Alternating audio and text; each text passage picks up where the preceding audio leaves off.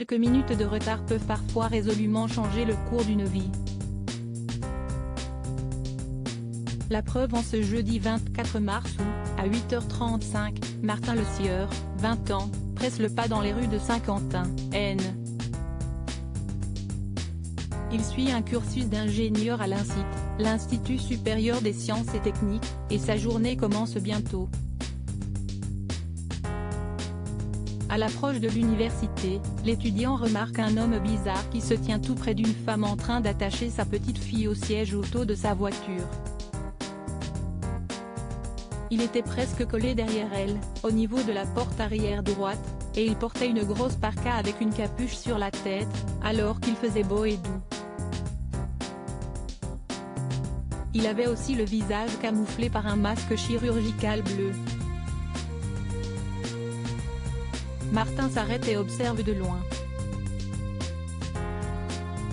J'ai attendu, pour savoir s'il s'agissait d'une querelle de couple ou d'amis. Dans ce cas-là, je ne serais pas intervenu. Mais voilà que l'homme tente d'attraper la fillette de 3 ans, installée dans la voiture. Sa mère s'interpose, sans succès. Je ne le connais pas, je ne sais pas ce qu'il veut. Au secours, aidez-moi. Je ne le connais pas, je ne sais pas ce qu'il veut, hurle-t-elle. L'étudiant de 1,82 m, à la stature solide, s'approche aussitôt du perturbateur.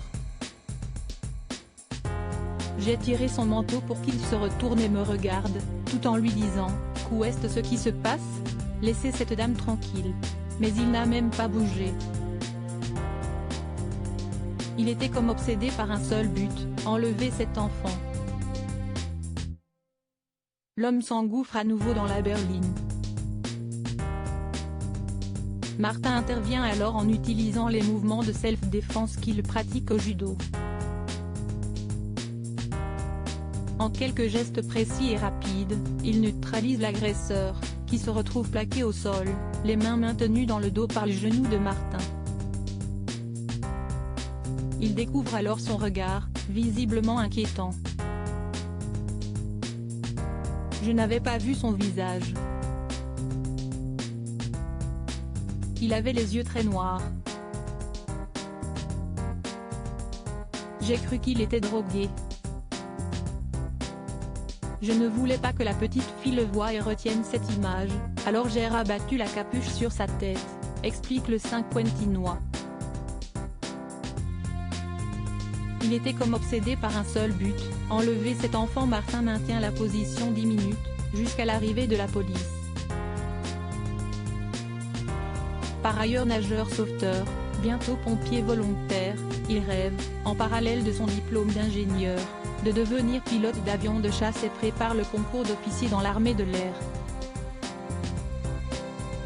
La police le félicite pour son sang-froid et son geste, qui a probablement permis d'éviter un drame.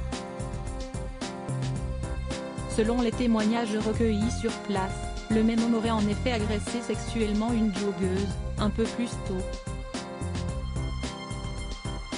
Je suis passé, j'ai aidé et je suis reparti. Franchement, c'était un simple acte citoyen, résume Martin en toute humilité. Même s'il a reçu des messages de félicitations de toute la France et une lettre de la maire de Saint-Quentin, il garde la tête froide. Et souhaite que la manière dont il s'est interposé encourage chacun à réagir en cas d'agression.